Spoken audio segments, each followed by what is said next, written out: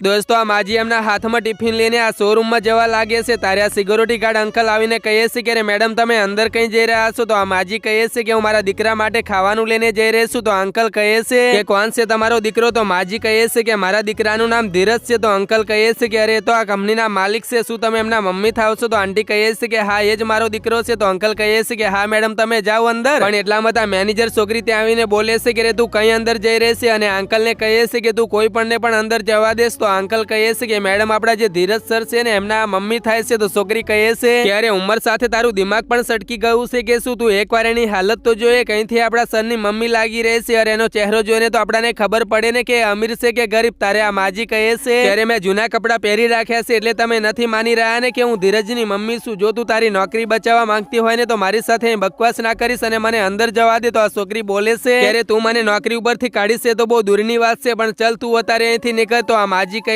છે કે સારું ચલ, તારે મને અંદર ના જવા દેવી હોય તો કઈ વાંધો નહીં, પણ તું મારા દીકરાને ફોન કર અને એને કે બહાર એની માં આવી છે, હવડે જ બહાર આવશે. તો આ છોકરી બોલે છે કે આ કંપનીના માલિક છે, એમની પાસે એવો ફાલતુનો ટાઈમ નથી હોતો કે તમારા જેવા ગરીબ લોકો સાથે વાત કરશે. તો આ માજી કહે છે કે અરે આ શું બદતમીજી છે, તું મને નથી અંદર જવા દે રે કે નથી મારા દીકરાને બહાર બોલાવી રહી. તો આ છોકરી બોલે છે કે હજુ તો તે મારી બદતમીજી જોઈ જ નથી, હવે હું તને મારી બદતમીજી બતાવું છું જો. પછી આ ગમંડી છોકરી આ બચારી માજીને ધક્કા મારી અને શોરૂમની બહાર કાઢી મૂકે છે. તો આ માજી બહાર ધૂપમાં બેસી અને એમના છોકરાની વાટ જોવા લાગે છે. પણ હવે તો આગળ જે થયું એ જોતા પહેલા એ અંબે માતા જે પણ કોઈ આજે આ વિડીયો પર એક લાઈક કરીને ચેનલને સબસ્ક્રાઇબ કરીને ઘરમાં કોઈ દિવસે ધનની કમી ના રહેવા દેતા અને કોમેન્ટની અંદર જય માતાજી જરૂર લખી દેજો. પછી થોડીક વાર પછી આ ભાઈ બહાર આવે છે. તો આ માજી દોડી અને એમના છોકરા પાસે આવી જાય છે. તો આ ભાઈ એની માને જોતા જ કહે છે કે મમ્મી તમે બહાર ધૂપમાં કેમ બેઠા હતા, તમારે અંદર આવી જવું હતું ને. તો આ માજી એ છોકરી એમની સાથે કેવો વ્યવહાર કર્યો એ બધી સચ્ચાઈ એમના છોકરાને બતાવી દેશે. તો આ સાંભળતા આ ભાઈ આ છોકરીને બોલવા લાગે છે કે તારી હિંમત પણ કેવી રીતે થઈ મારી માં સાથે આવું કરવાની. તો આ છોકરી કહે